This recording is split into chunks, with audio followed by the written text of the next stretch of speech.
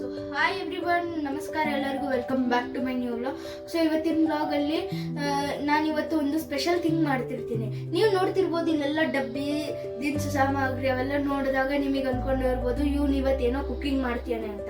So ಇದು ಮಾವಿನ ಹಣ್ಣಿನ ಸೀಸನ್ ಆಗಿರೋದ್ರಿಂದ ನಾವು ಮಾವಿನ ಹಣ್ಣಿಂದ ಐಸ್ ಕ್ರೀಮ್ ಮಾಡೋದನ್ನ ಮಾಡ್ತಾ ಇದ್ದೀವಿ. ಸೊ ಇವಾಗ ಅದನ್ನ ಹೇಗೆ ಮಾಡೋದು ಅಂತ ತೋರಿಸ್ತೀನಿ, ಬನ್ನಿ. ಅದಕ್ಕೆ ಏನೇನು ಇಂಗ್ರೀಡಿಯೆಂಟ್ಸ್ ಬೇಕು ಅಂದರೆ, ಇದು ಮಾವಿನ ಹಣ್ಣು, ಒಂದು ಮಾವಿನ ಹಣ್ಣನ್ನು ಹೆಚ್ಚಿಬಿಟ್ಟು ಅದನ್ನ ಮಿಕ್ಸಿಗೆ ಹಾಕಿ ಪ್ಯೂರಿ ಮಾಡ್ಕೊಂಡಿರೋದು. ಮತ್ತೆ ಇದು ವಿಪ್ಪಿಂಗ್ ಕ್ರೀಮು. ನೀವು ನಿಮ್ಮ ಹತ್ರ ಇರೋದು ಯಾವ್ದಾದ್ರು ಹತ್ರದಲ್ಲಿ ಯಾವ್ದಾದ್ರು ಶಾಪ್ ಇದ್ದು ಯಾವ್ದು ಬೇಕಾದ್ರೂ ವಿಪ್ಪಿಂಗ್ ಕ್ರೀಮ್ ತಗೋಬಹುದು.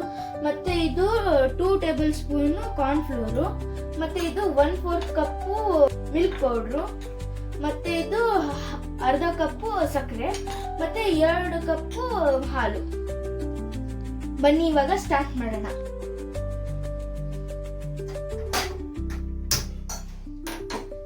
ಇವಾಗ ನಾವು 1 ಕಪ್ ಹಾಲು ಇದ್ರೊಳಗೆ ಹಾಕೋಕ್ಕಿಂತ ಮುಂಚೆ ನಾವು ಒಂದ್ ಸ್ವಲ್ಪ ಇದಕ್ಕೆ ಹಾಕೊಂಡು ಮಿಕ್ಸ್ ಮಾಡೋಣ. ಸೊ ಯಾಕಂದ್ರೆ ಇದನ್ನ ಮಿಕ್ಸ್ ಮಾಡಿ ಇದಕ್ಕೆ ಹಾಕ್ಬೇಕಲ್ಲ.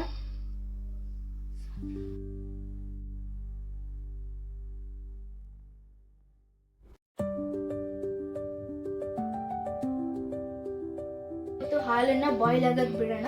ಅಲ್ಲಿ ತನಕ ನಾವು ಈ ಕಾರ್ನ್ಫ್ಲೋರ್ ಮಿಕ್ಸ್ಚರ್ ಇದೆಯಲ್ಲ, ಹಾಲು ಹಾಕೊಂಡಿರೋದು, ಅದನ್ನ ಒಂದ್ ಸ್ವಲ್ಪ ಮಿಕ್ಸ್ ಮಾಡೋಣ. ಸೊ ಇವಾಗ ಹಾಲು ಬಾಯ್ಲ್ ಆಗಿದೆ. ಇವಾಗ ಒಂದ್ ಸ್ವಲ್ಪ ಸಕ್ಕರೆ ಹಾಕೋಣ. ಇವಾಗ ಈ ಮಿಲ್ಕ್ ಪೌಡರ್ ಇದೆಯಲ್ಲ, ಇದನ್ನ ಹಾಕೋಣ.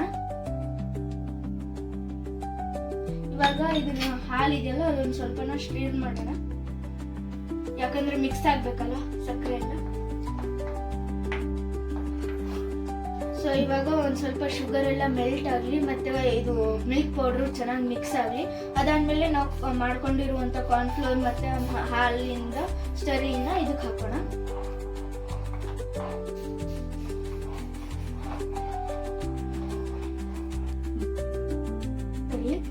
ನೋಡಿ ಇವಾಗ ಹಾಲು ಕುದೀತಾ ಇದೆ. ಇವಾಗ ಈ ಕಾರ್ನ್ಫ್ಲೋರ್ ಸ್ಟರಿನ ಹಾಕಿ ಮಿಕ್ಸ್ ಮಾಡೋಣ ನಿಧಾನಕ್ಕೆ. ಕ್ರೀಮ್ ಫಾರ್ಮೆಟ್ ಬರ್ಬೇಕಲ್ಲ.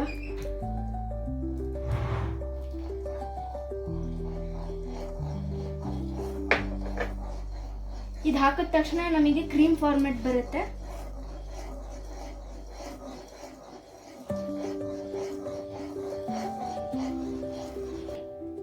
ಸೊ ಇವಾಗ ಈ ತರ ಟೆಕ್ಸ್ಚರ್ ಬಂದಿದೆ, ನಾವು ಕ್ರೀಮಿ ಟೆಕ್ಸ್ಚರ್. ಇದನ್ನ ನಾವು ಗ್ಯಾಸ್ ಸ್ಟವ್ ಆಫ್ ಮಾಡಿಬಿಟ್ಟು ನಾವಿವಾಗ ಈ ಒಂದ್ ಸ್ವಲ್ಪ ಹೊತ್ತು ಕೂಲ್ ಆಗಕ್ ಬಿಡೋಣ. ಅದಾದ್ಮೇಲೆ ಈ ಬೌಲಿಗೆ ಶಿಫ್ಟ್ ಮಾಡಿಬಿಟ್ಟು ಜೆಲ್ ಇಡಬೇಕು.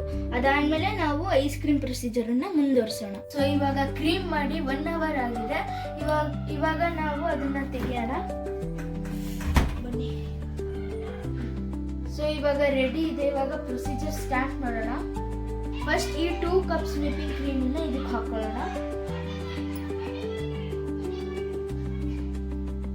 ಸೊ ಇದು ಫ್ಲಫಿ ಆಗೋ ತನಕ ನಾವು ಇದನ್ನ ಬೀಟ್ ಮಾಡೋಣ.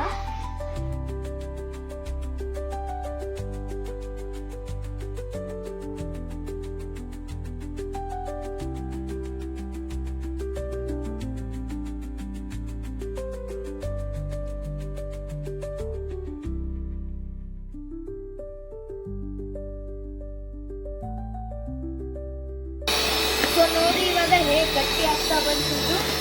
ಸೊ ಇವಾಗ 1 by 1 ಇದನ್ನ ಹಾಕೊಳ್ಳೋಣ. ಫಸ್ಟ್ ಇದನ್ನ ತೆಗೆದುಬಿಟ್ಟು ಸೈಡಿಗೆ. ಸೊ ನಾವಿವಾಗ ಮಾಡಿಟ್ಕೊಂಡಿರುವ ಪೇಸ್ಟ್ ಅನ್ನ ಇದಕ್ಕೆ ಹಾಕೋಣ.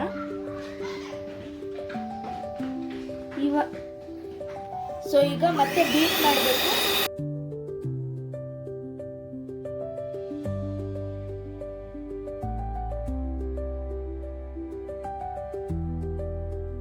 ಸೊ ಇವಾಗ ಇದು ಬೀಟ್ ಆಗಿದೆ.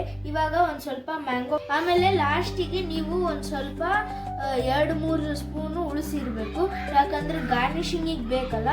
ಸೊ ಅದಾದ್ಮೇಲೆ ನಾವು ಏನು ಫುಡ್ ಕಲರ್ ಯೂಸ್ ಮಾಡ್ತಿಲ್ಲ, ಎಲ್ಲ ನ್ಯಾಚುರಲ್ ಟೇಸ್ಟ್ ಬರಲಿ ಅಂತ ಮ್ಯಾಂಗೋದು. ನೋಡಿ ಒಂದ್ ಸ್ವಲ್ಪ ಉಳಿಸಿರೋದು. ಸೊ ಇವಾಗ ನಾವು ಇದನ್ನ ಮತ್ತೆ ಬೀಟ್ ಮಾಡೋಣ. ನಾವು ಯಾರು ಎಸೆನ್ಸ್ ಹಾಕಿಲ್ಲ ಇದಕ್ಕೆ.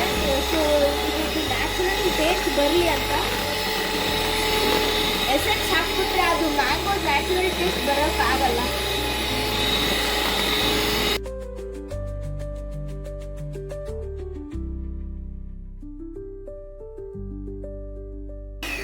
ಸೊ ಇವಾಗ ನಾವು ಇದು ಬೀಟ್ ಮಾಡಾಗಿದೆ. ಸೊ ಈ ಲೆವೆಲಿಗೆ ಬರಬೇಕು.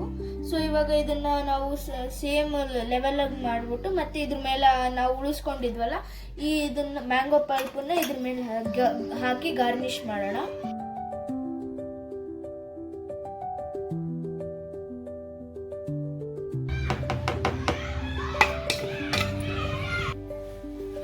ಸೊ ಇವಾಗ ಈ ಟೂತ್ ಪಿಕ್ ಇಂದ ನಾವು ಡಿಸೈನ್ಸ್ ಮಾಡಬೇಕು.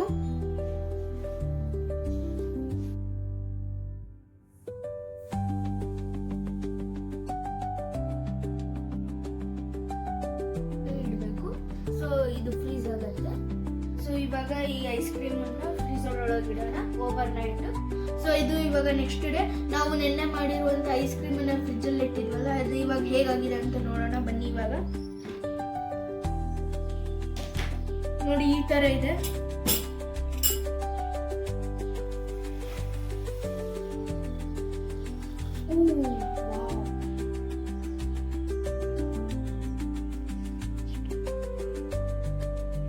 ಸೊ ಇವಾಗ ಟೇಸ್ಟ್ ಮಾಡಿ ನಿಮಗೆ ಹೇಳ್ತೀನಿ ಹೇಗಿದೆ ಅಂತ.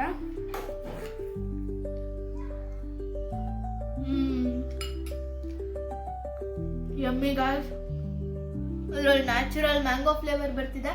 ನೀವು ಇದನ್ನ ಮನೇಲಿ ಮಾಡ್ಕೊಂಡು ತಿನ್ಬೋದು. ಇದು ನಿಮಗೆ ಇಷ್ಟ ಆಗಿದ್ರೆ ಕಾಮೆಂಟಲ್ಲಿ ಒಂದು ಥಮ್ಸ್ ಅಪ್ ಹಾಕ್ರಿ. ಟಿಲ್ ದೆನ್ ನೆಕ್ಸ್ಟ್ ವ್ಲಾಗಲ್ಲಿ ತನಕ ಸಿಗೋಣ. ಟಿಲ್ ದೆನ್ ಟೇಕ್ ಕೇರ್, ಬಾಯ್.